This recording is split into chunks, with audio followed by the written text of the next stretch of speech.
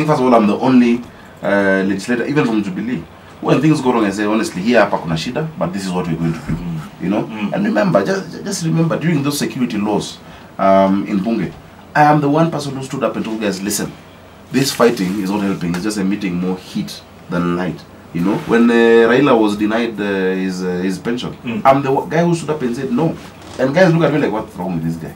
Let's think of our country first, then our political parties, not the other way around. We can't think of our parties first, then this country. You know, others will ban it. You know, and especially for young people and young legislators, let's think long term. Let's think 20, 30 years. Do we want our kids to be coming here to deal with the same issues that we're trying to deal with today? To deal with the tribe and to deal with corruption? No. Imagine. We want to have sorted out those issues. And I'm glad you brought that up, Sakaja, because it looks like the tensions are rising. I don't know if it's unusual, but you know, there's all this talk of, oh, we're so afraid. A lot of people are quite apprehensive about going back to 2007, 2008. I think we must be vigilant, and we should not allow any leader to get away with any inciting remarks. You know, and we must do it across the political divide. You know, when those in Jubilee go beyond the line and you know, have inciting statements that can, you know, really cause problems and sow seeds of discord, we need to be able in Jubilee to say hapa kuna shida, this guy should not be speaking like this, action must be taken. And those in court must be able to do it. Let's not defend our hate speech mongers in our parties. And that's the only way we'll do it. Unless you separate such issues with politics. And we must know the limit. You know, and for me, when it comes to hate speech, even as chair of cohesion in parliament, you know, I don't take any political side. Because we have a country. Our country, we have one, there's no spare. There's no spare Kenya. When Kenya bans, we all ban. And yet on the internet, Sakaja, you see so much hate. And There's so much NCIC, we keep saying, and Jalas has called them. He said it's a toothless bulldog. They've done nothing, or we haven't seen anything, and it's rising, the hate. Huh? You know, the problem is, and I won't blame NCIC entirely.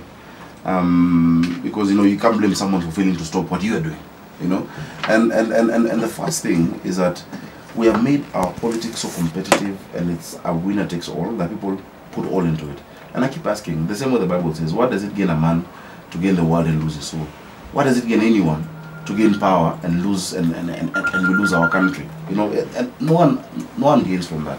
So the first thing we must do as politicians, and I think going forward as we look at our constitution, we must have a system where, yes, we go against, you know, I can compete with you, Jeff, and I win, and after I win or you win, tell me, boss, kuja tufanye kazi, because if you get 4 million votes and I get 5, you're also a leader, and people are behind you. You know, this winner takes it all fast past the post kind of system is not the system designed for Africa, if you ask me. You know, we must have collaborative leadership. That yes, we went through a contest, but can we now work together? There are people who believe in you, there are people who believe in me. Tuende mbele. And I'm not talking about Nusumkate, I'm just talking about collaborative leadership that can unite a country. And secondly, the media. You know, not everything that people say must be aired, honestly, Jeff. If there are such inciting remarks that, you know, if this is aired, it's going to cause division in our country, why are we airing it? And the more, once people know, if you know that if there's one, and I remember having this discussion with the ODM chairman in Bunge, Buddy. I told him, why don't we sign a deal between Jubilee and NASA? That time it was ODM. Why don't we sign a deal that we have monitors in our meetings? If there is one person who makes an inciting remark, and together with the media council, a remark that can cause disunity in this country, no other speech in that rally is aired. Complete blackout on TV, on print, and on radio. So that, and we can have a team that then sits after a week and reviews all those editorial decisions, but so that every politician wants to be heard. So we'll start policing ourselves within Jubilee. NASA will start policing themselves within NASA, and we will save this country a lot of heartbreak. And headaches and tension. And headaches. Yeah, unnecessary. Yeah. Completely unnecessary. Listen, man, so growing up in Gara, going through the motions, getting an SQ at 17. Yes. Did you ever think, how old are you now, Sakaja? 32. I was born in 1985. I had finished Form 6 then. Are you serious? What's up, Daddy? Did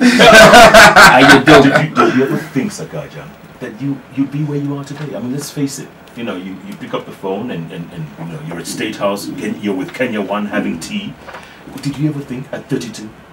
You know, Jeff, the interesting thing is that when I was 5, 6 years old. Of course, after that day, anything. A few things happened. Every day, my dad would come home late. Now I realize where he was. Now that I'm my dad, he'd come, and the first thing he'd say is, "Sir Johnson, my prime minister."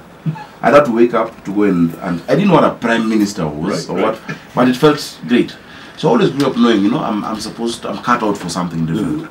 A few months before my mom passed on when I was 9 years old, I think this happened actually when I was 8. She took me for some function somewhere, and the preacher called me out, etc.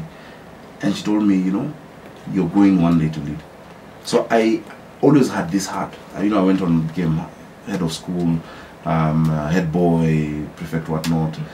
But I never thought it would be this soon. I thought it'll be back then, or rather later in life, like when I'm much older. Yes. I didn't think it would be this soon. That at 22 I was addressing cabinet.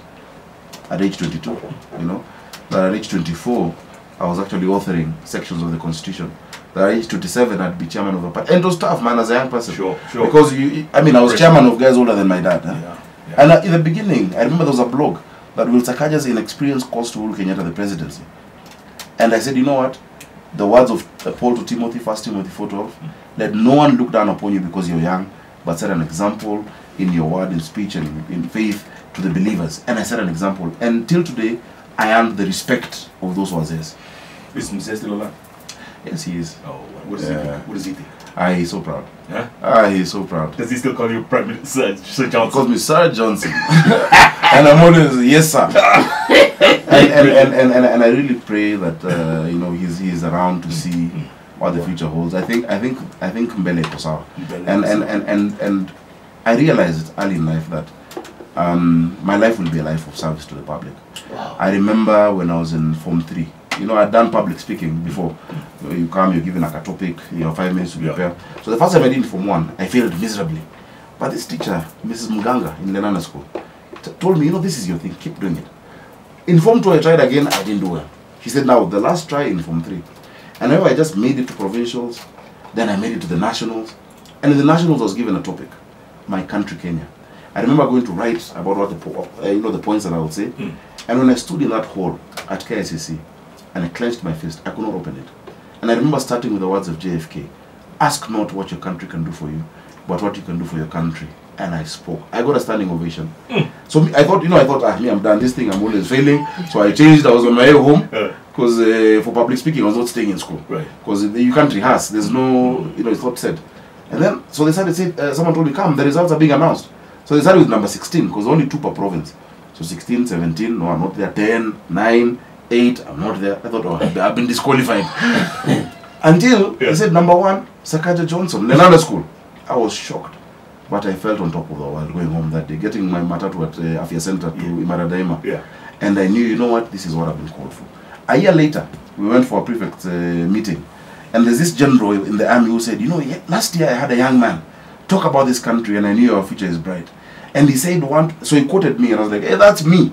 The guy gave me a K. A K was so much money back then. But so I've always had this conviction that there's a role my generation must play for this country. And I think I'm clear, crystal clear, what that role our generation must play. Myself, people like Mutula, people who are around Kajwang, Sabina, and there are many in Isula. And I think with the proper leadership, we will do and finish the job guys started 50 years ago. You're now rocking with the best, man. It's the Hot Breakfast with Jeff and Jalang'o.